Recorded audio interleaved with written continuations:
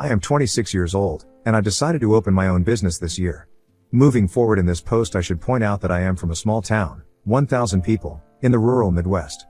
Because of this, everyone has some sort of connection with someone. We went to one of the liquor stores in the closest city 30-ish minutes away, small city 8,000 people. When we were grabbing some alcohol for a party, I was looking at the prices and saw how insane the prices were. For a 6-pack of a local beer, we were charged $15. I was thinking about this and figured that I could probably make bank opening a liquor store. Back in February, I was furious about my shitty job and thinking out loud how cool it would be to own my own business to a friend. My friend's mom happened to be the president of the local bank. He told me, "Hey, with the pandemic, the bank has been struggling to find customers to give out loans. Right now, the bank is giving loans for cheap."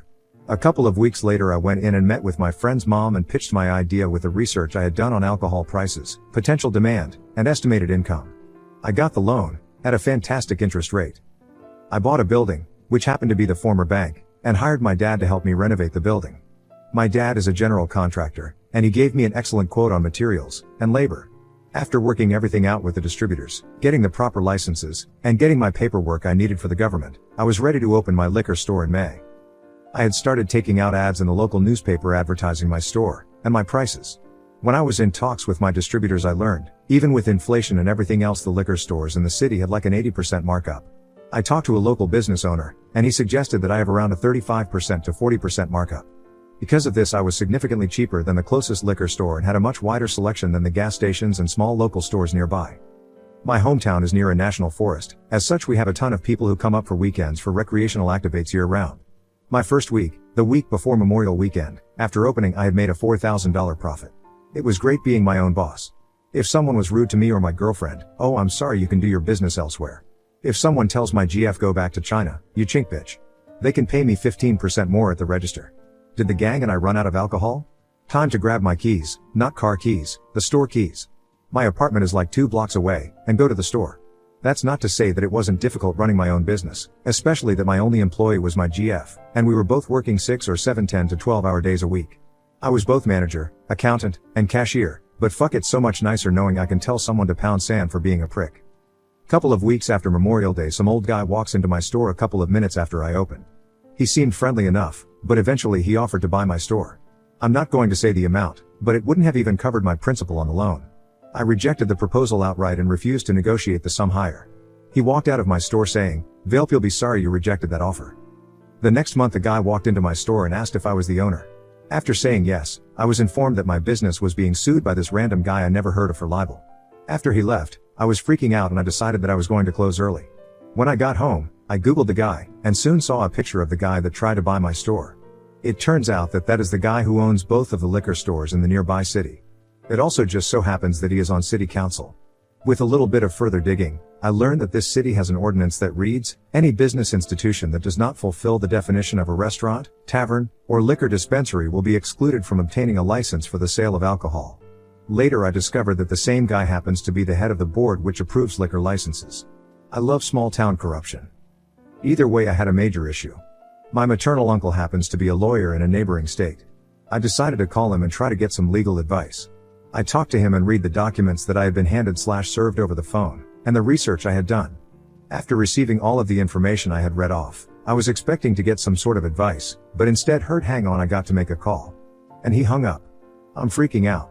I was actually about to post my first post to r/legal advice. I'll be honest, I just wanted someone to tell me it was going to be okay, and I didn't need to crawl to this guy on my hands and knees. As I was writing the title, my uncle called back. "Hey op, I just got off the phone with my partner. He agreed that we can take your case pro bono. If you would like to accept, we can discuss at my office tomorrow at 1 o'clock. This is how I learned that my uncle is on the bar in 3 states. So, we meet, and we discuss the case. It turns out that the guy filed the libel suit against my business based on the ads I took out in the local newspapers. He claimed that my ads were targeted to damage his and his business's reputation. There were a few other things that I had no idea what was being referenced, but uncle assured me that we would win this case no problem. 3 weeks later, the case is dismissed, but after my uncle says people like that piece of work will likely try to file another suit against you. If that happens, call me and promise I will help.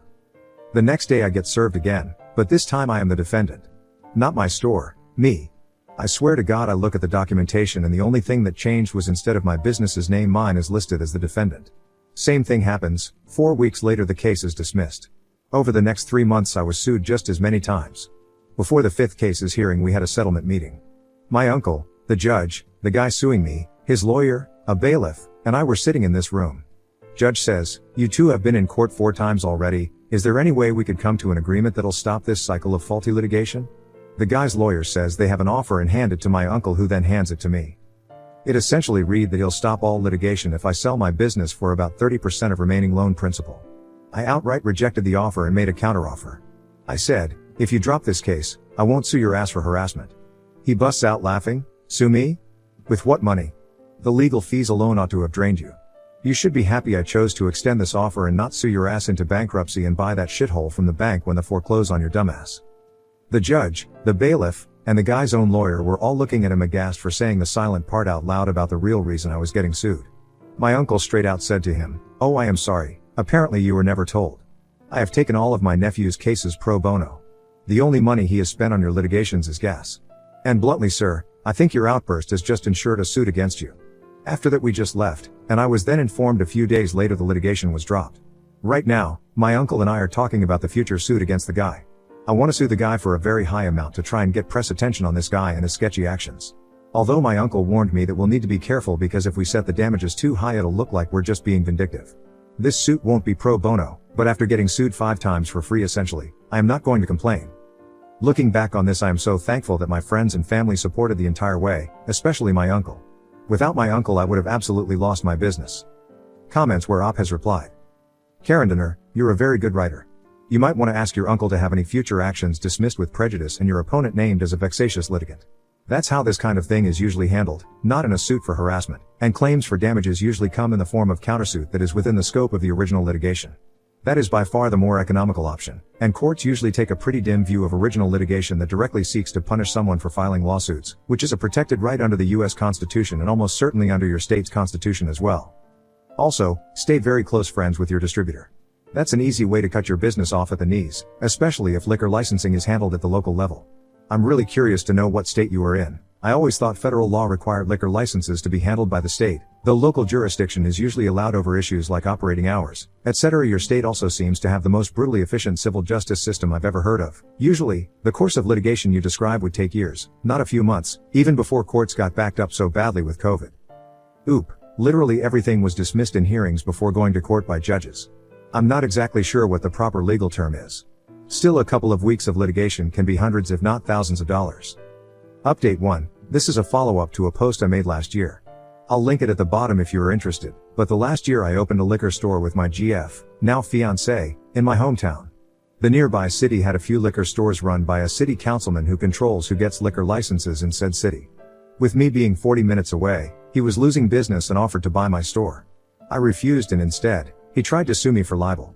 His attempted for around half a year continued to sue me, my business, or anything else he could until it was thrown out with contempt. Fortunately, I was able to get my lawyer to take the case, pro bono, so I didn't get buried in legal fees as the guy intended. My lawyer and I then began to file suit against the guy. So that's where we left off a while ago. As of now the case is over, and I can talk about it. So, to first explain why I didn't post any updates previously. When I filed the lawsuit, my lawyer was not to post anything about it online. I don't think that this had anything to do with the original post, but what he told me was that if the opposing counsel found a post and was able to link it back to me, they could argue that I was only filing a suit to gain online clout. But now the court case is over, so I can now talk to you guys. We filed the complaint about a month after the last case against me was dismissed. What we filed for was multiple accounts of malicious misuse of due process. After filing the complaint, we needed to serve the papers to the guy. Someone, I don't know who, must have told him, because he dodged getting served for multiple weeks. The only reason the process server was able to serve him was because there was a meeting to approve the transfer of a liquor license between 2 businesses in the city. Ironic. He and his lawyers answered the complaint and said everything in the complaint and the summons was a deliberate misrepresentation of the facts. None of the suits filed against me were in any way malicious, but given that the only thing that changed between most of the suits was the named defendant, kind of disproves that.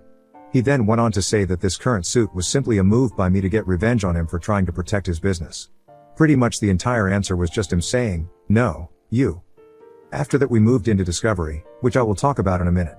Through the discovery process, there were a couple of motions for dismissal by the defendant's counsel.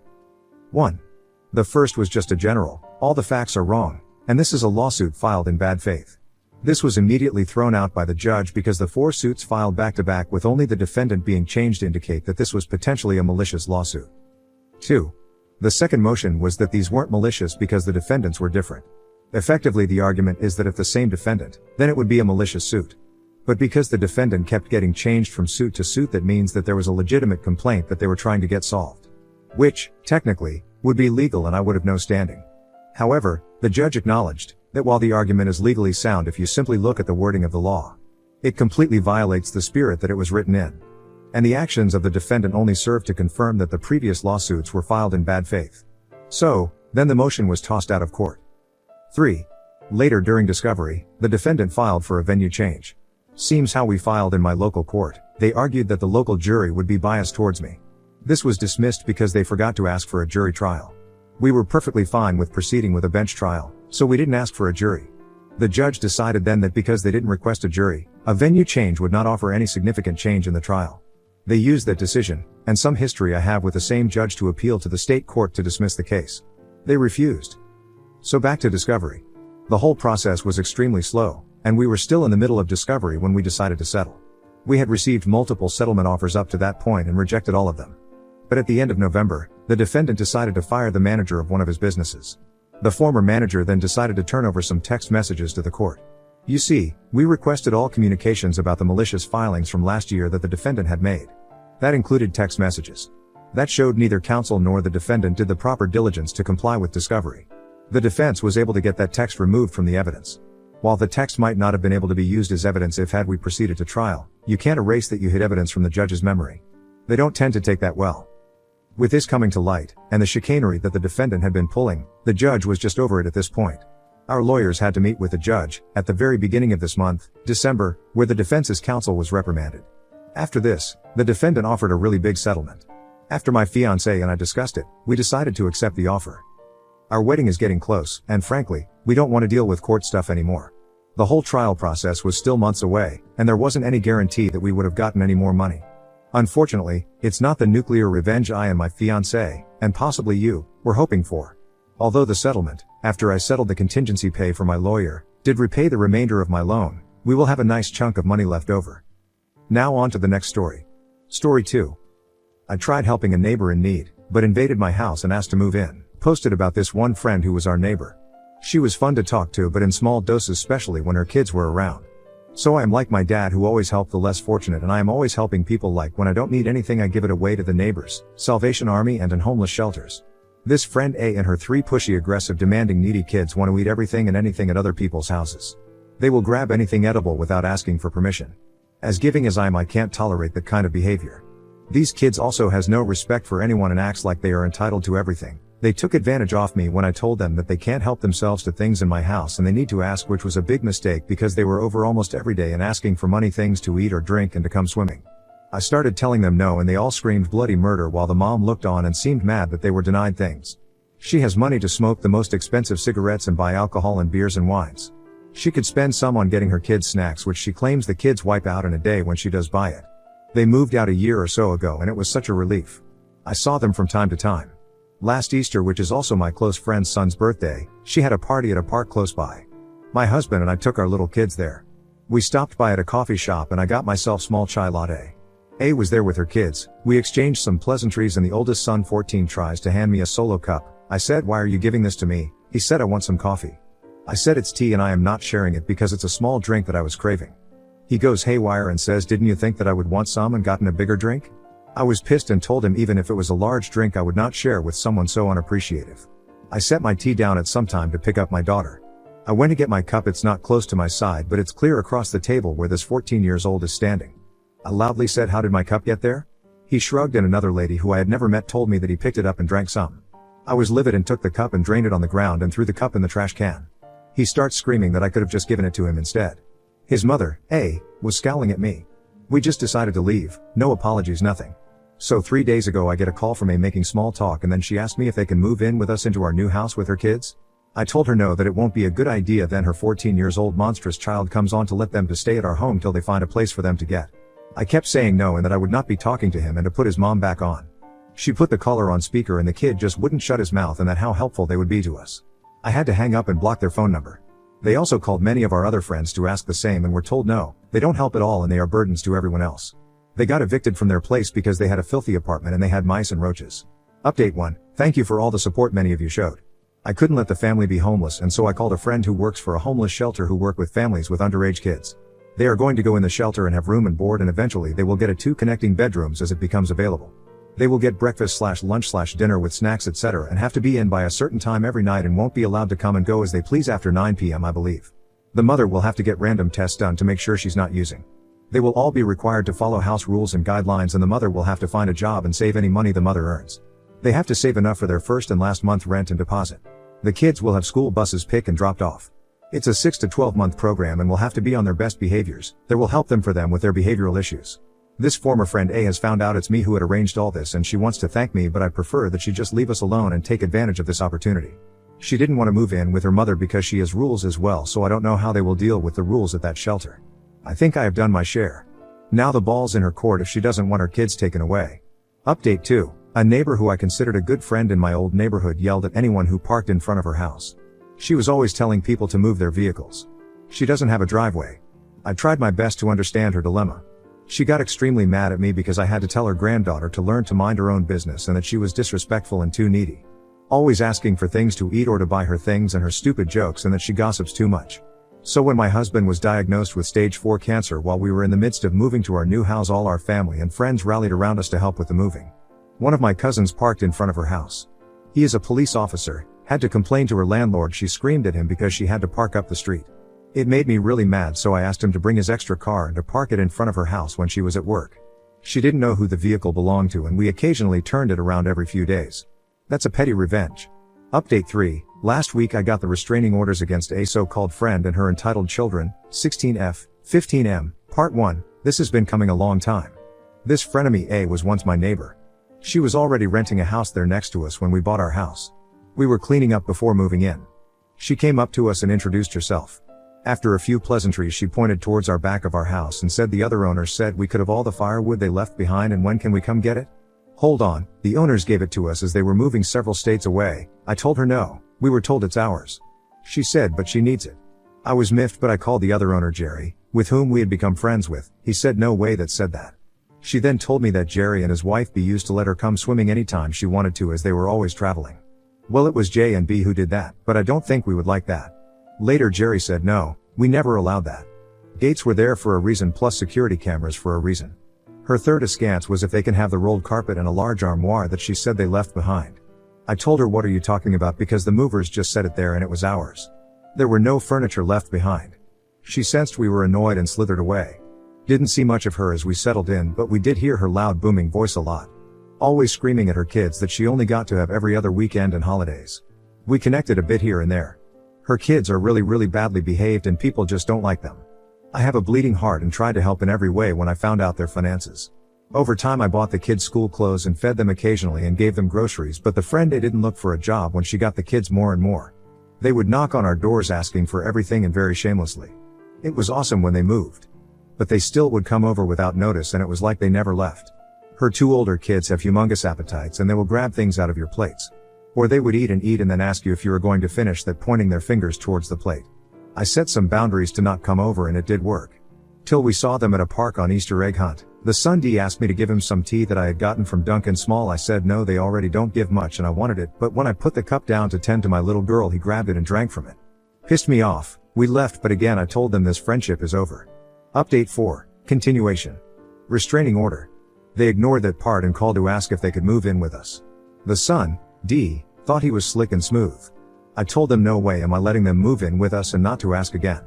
Reminded them that this friendship is over and please leave us alone and that the mother should have been the one asking and not her snot son. 2 months ago it was my birthday and my sister and her family were here. We went to our favorite Mexican restaurant. There was 8 of us. Then I hear a voice I never wanted to hear. It was them saying hi, and then they asked if they can join us. My husband told them we have more people coming and it's a family event. They went to their own table and they stared at us. My sister gave me a nice high-end handbag. The son walks over and asks what Gucci was. Took a while to register that he was trying to say Gucci. He came back to the table and told me that he looked online and the amount of that handbag could have gone towards their deposit and rent and then he said return it and give us the money. They are living in a homeless shelter. I said it's not my duty to pay for other people. I walked over and told the mother that this is my final warning and to stay away and keep your kids away from us. A few days after that I was getting on the freeway and saw 2 women and a small child by a car that seemed to have broken down. I got off to offer help and realized that it was this frenemy. I was so pissed but relieved to see the son wasn't there. I told her I can take them up to McDonald's and get them off the freeway. She said let me wake D up. Damn, he was sleeping in the back seat, didn't see him. But I asked that he sit next to me so I can keep an eye on him. He would have destroyed whatever he could in the back. Then he says, can you buy me 2 meals from McDonald's? I said I am not buying anything for them because I can't afford it. He got pissed and pointed to my purse and said, is that another new handbag? That's when all hell broke loose. I told them to get out of my vehicle after I told him off along with his mother. I still hadn't merged into the freeway. I didn't know that highway patrol had pulled up behind us. I said good because he can help you. That's when I felt an excruciating pain in the back of my forearm. The mother had grabbed my arm to ask me to pretend I was driving their car. She said I will take yours. She broke skin on my arm and left a huge bruise on my arm. The officer walked up and I told him I want them out of my car and showed him my arm. He told them to get out after I told him what had happened. She was arrested for not having a license and she blew the sobriety test. So I filed a restraining orders for them to keep their distance from me. The judge saw the pics of my arm and issued the motion.